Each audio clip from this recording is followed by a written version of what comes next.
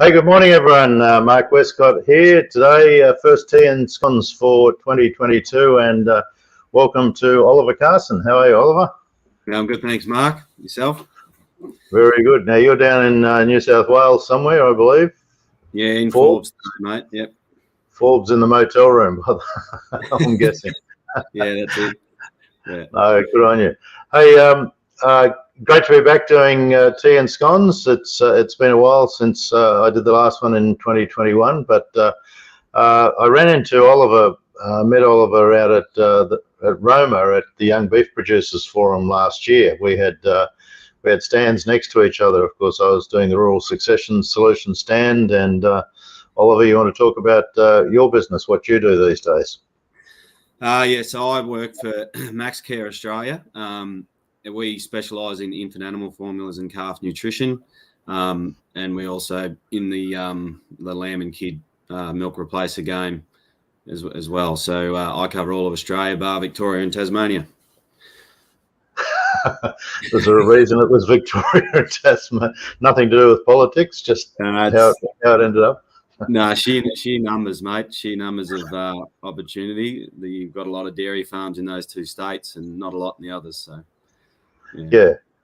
Well, and Western Australia, you're obviously not travelling much over there at the moment.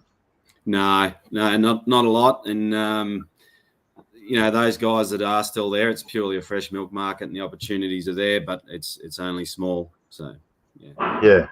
Yeah. No, I just want to talk about the conversation, recap, I guess, the conversation we had, Oliver, when we met out there in Roma. And, when you saw what I did, it sort of rang some bells with you, I think, in regard to your own life experiences and so on. And you grew up in Victoria on a dairy farm, is that right? Yeah, Mark, at a place called Irrawullaby, where it was 25 k's southwest of Colac. In southwest there, yeah. Okay, and so you grew up. That's where you were born, on the dairy farm. You've got other siblings. Were they sort of involved in the farm as well?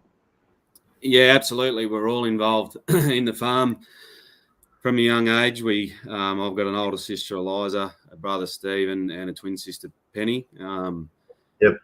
Pretty much as soon as we were able to be useful, we were. Pretty much. I could ride a motorbike at the age of 4, so I was considered to be able to yard the cows. Yeah. That's right. So a sleep in for you is what, 5 o'clock in the morning? Yeah, that's a good habit to be in, to get up early. Yeah, that's right. Well, it's the best time of the day. That's for sure. So, yeah. But look, you grew up on that farm, and do you want to just talk about your background there? I think you went away to school and then you came home early, didn't you, to help your dad? You were the only child that ended up staying on the farm. Is that my brother? Yeah, my brother spent a short time on the farm. I finished the first term of year 11 and was just 100% on the farm. Wasn't interested in anything else. Agriculture was my thing. My brother he completed his carpentry and building apprenticeship, and he came home for a short time as well. And then he actually met his wife, or his wife to be, and she lived in Albury. So and that was 5 hours away. So he decided to go back to that. He made a choice. Yeah, it was a long haul every second weekend up there, and quite often he rang me on a Sunday night and said, "Look, I'm going to be back in the morning. Do you reckon we'll be all right?" I said, "Yeah, mate, it'll be fine." So yeah, he decided to head up there, and I stayed on with Mum and Dad. We grew the farm from 300 cows when I first came home to pretty close to 700.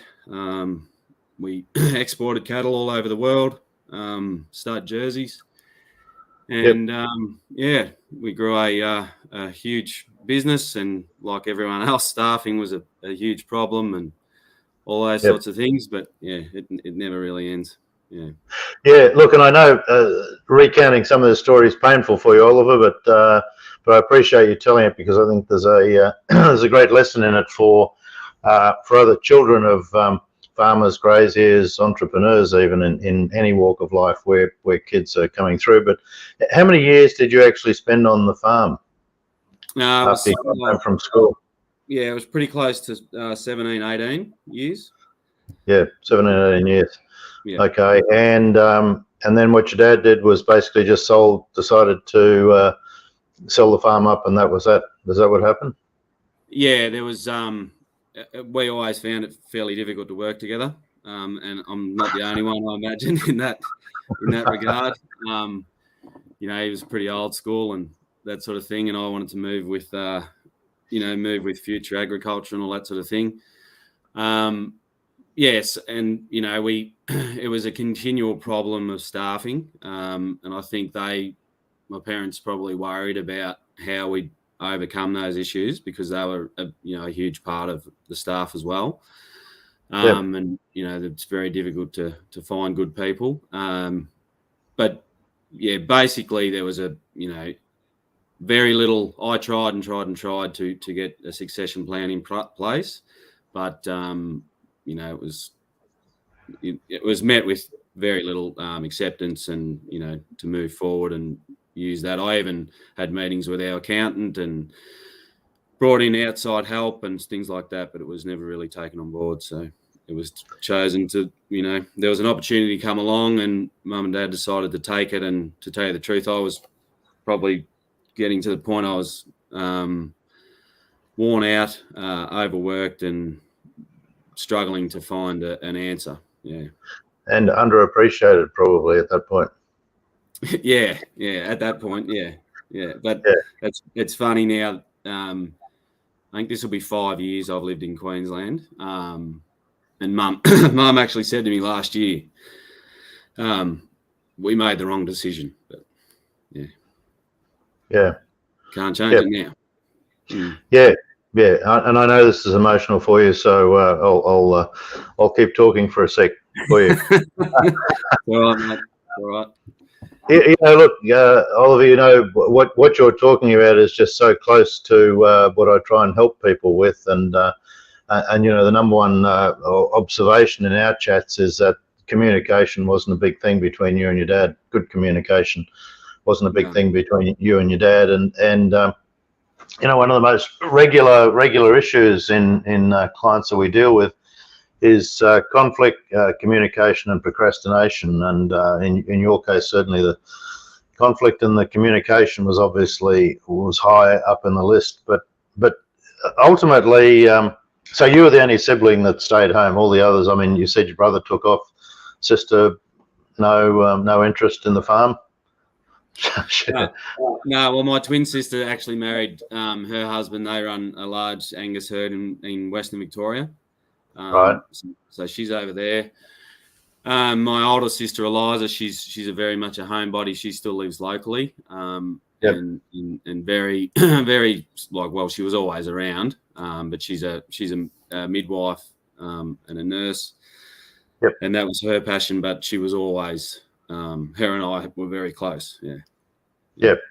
Okay. So what was the ultimate decision? Why ultimately was the decision made to sell? Was your mum and dad, or your dad just he'd had enough and the money was too good, so they sort of grabbed it and ran? Or basically, we had a 12-year growth period where we employed 3 brothers, and we put all them through their ag traineeships, and they were fantastic. And then they moved on, and you train people to progress in life, and that's what you want them to do. So, and that was fair enough.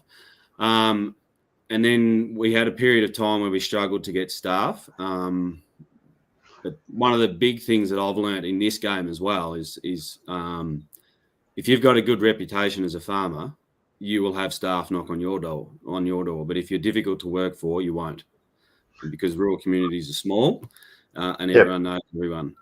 But that aside, I employed a guy that hadn't worked for a long time, and I trained him up, and he was going, pretty good. But he turned right in front of a gravel truck overtaking him, and there was a big accident. Everyone walked away, but it was, no one was hurt, but it was 2 years of work together. And then shortly after that, we had a knock on the door from a real estate agent with a big Chinese deal. They were going to come and buy 50 farms in the area. Yep. And the money was extremely good, and they'd offered me a management role to run 10 of them. So I thought, yeah, why not? Yep. It's an out. I'm still doing what I love, progressing in my career, and it'll solve all the problems. But then that never happened either. Oh. So, but we're already down the track. It was 2 years that went on for, and we're already down the track of that transition, and the decision was made, and things were getting better. So, yeah. we kept on with it. Oliver, did you, and look, this isn't picking on your dad, it's just, but I'm just going to ask a question. Did your dad actually sit down with you and consult with you and say, what do you want to do? And, give you the opportunity to be able to take over the farm, ask you what your thoughts were, or were you kind of left out of the process? No, I wasn't. I wasn't consulted on the sale of the farm. It was, I had a good relationship with our family accountant, our business accountant, and it was him that rang me and informed me. Yeah. So. Okay. Yeah.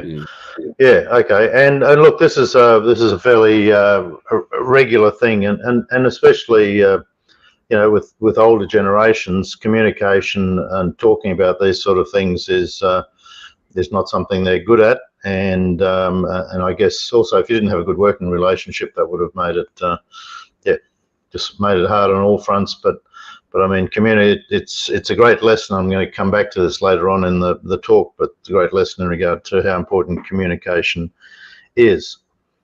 So since then, you've got on with your life. You've moved up here 5 years ago. Are you enjoying what you're doing now, or is that? Yeah, well, it's been a pretty big learning curve. I've, in a lot of ways, had to reinvent myself because I had no intention of ever doing anything else. But and I now live in Brisbane. My wife's very career orientated as well, so I felt that it was equal opportunity and give her the opportunity that she deserves as well. And we wanted to give our girls a good education as well, so that was part of the reasoning behind it. But I've done everything from small acreage, fencing, rural lifestyle blocks. I was building horse stables and horse arenas at one stage.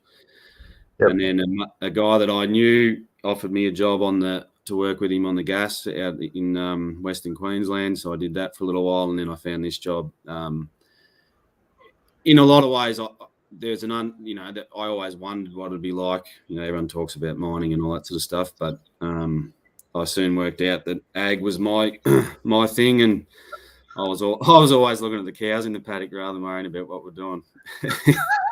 In the job. Yeah. And I know you mean that in the right way. Yeah, exactly, mate. Yeah.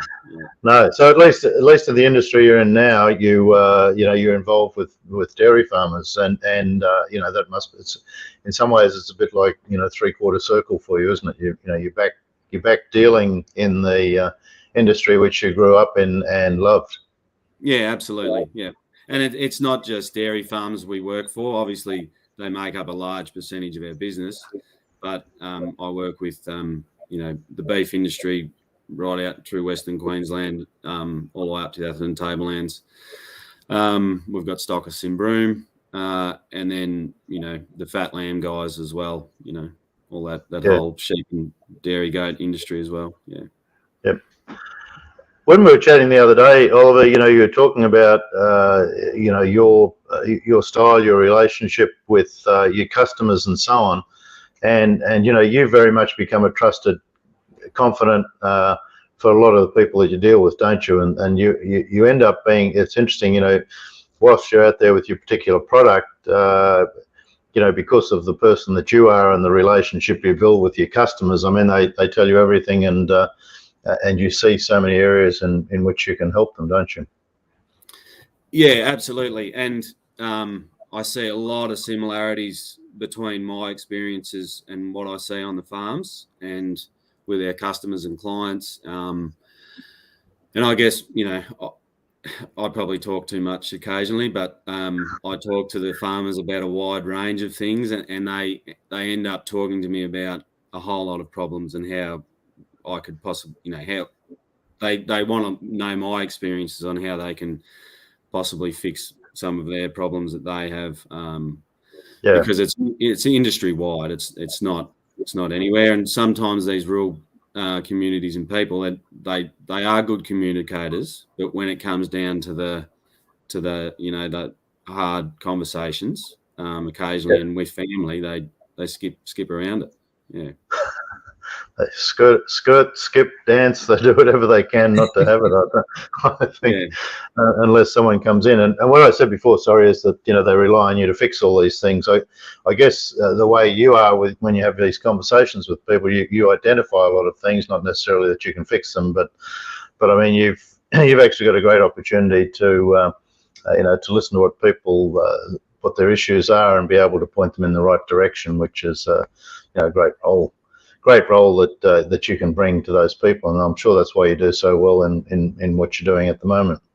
Yeah, but that's right. When you just coming back to, I guess, what I do and why you were so interested in having a chat when we first met is I love the fact that you've got, and I mean this is at your cost, I guess, but I love the fact that you're so passionate about.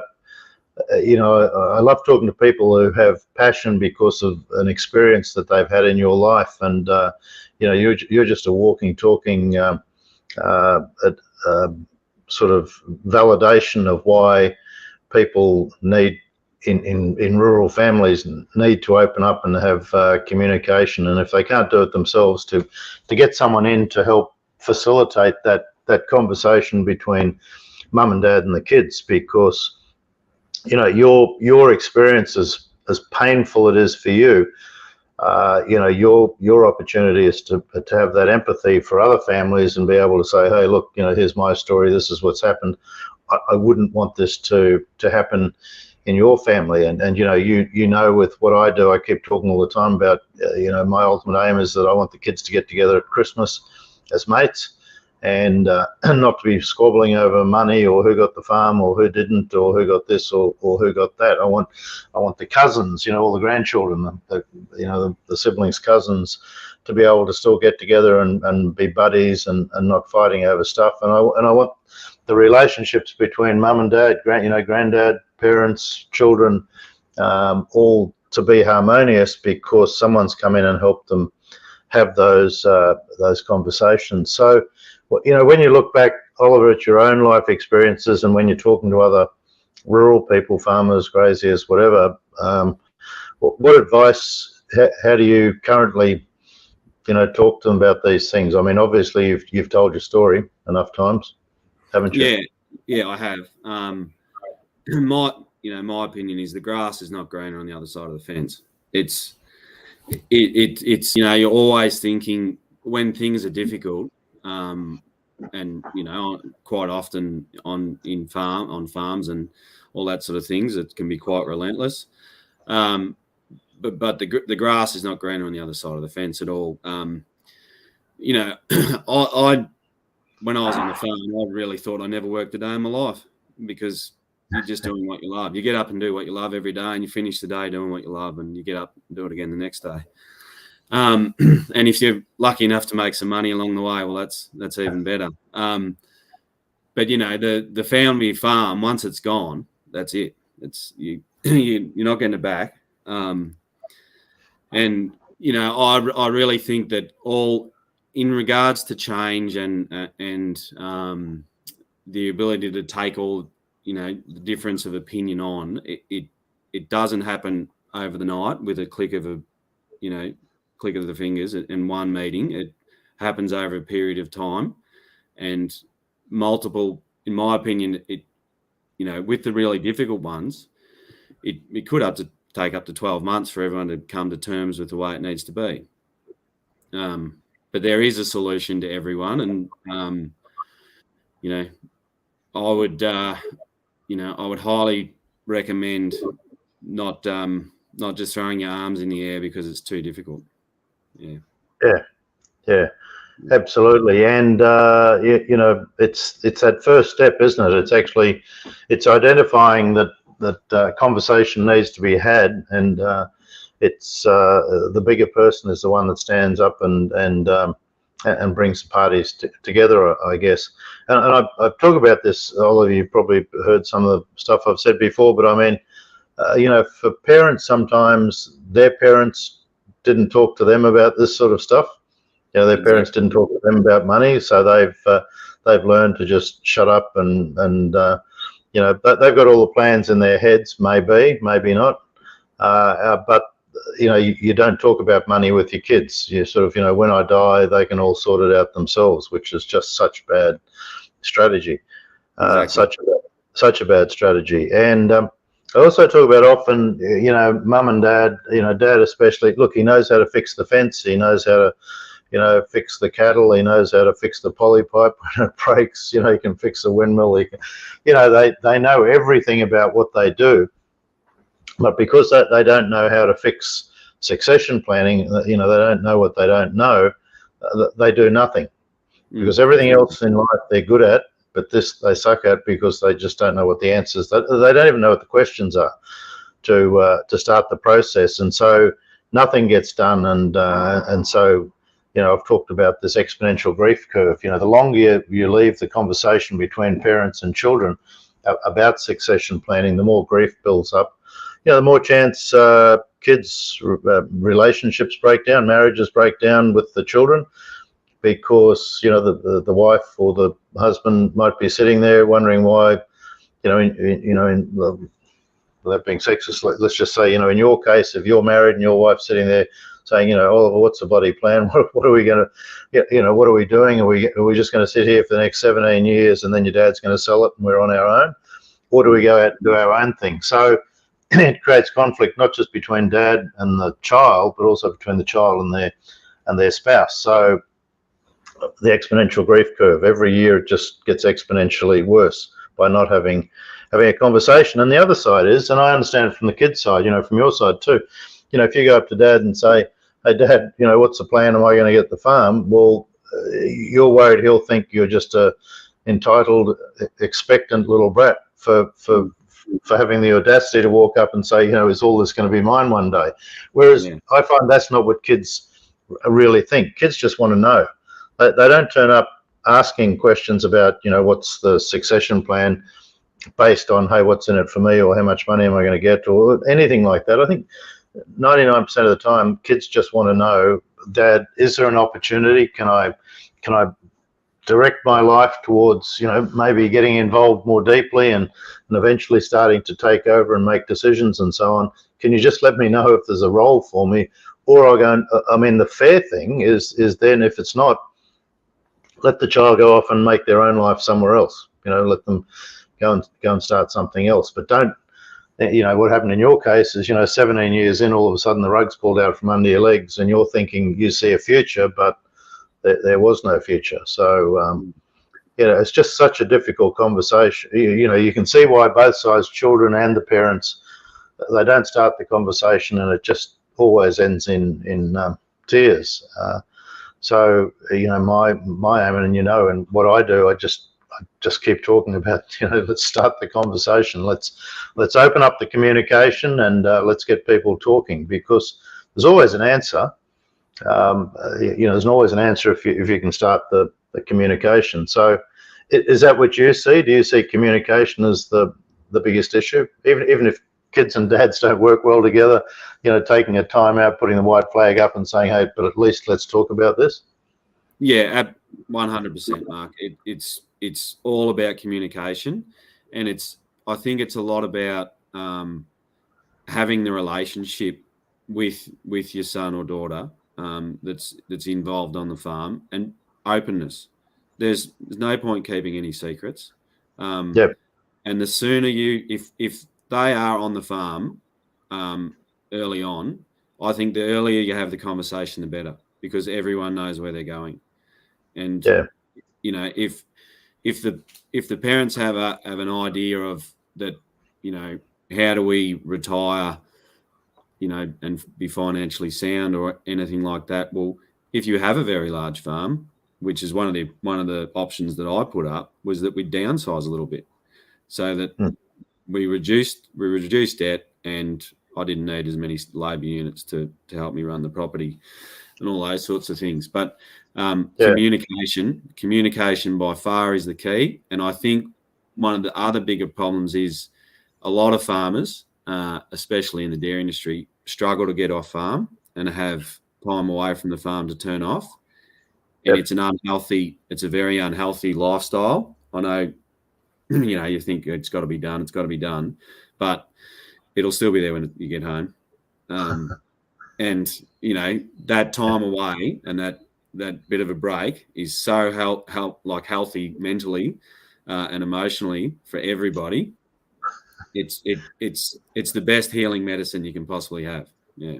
I think some dairy farmers should go pig shooting every now and again. What do you reckon? Yeah, well, I did take one that I've become very good friends with a few weeks ago, and he never gets off farm either, so he had a good time.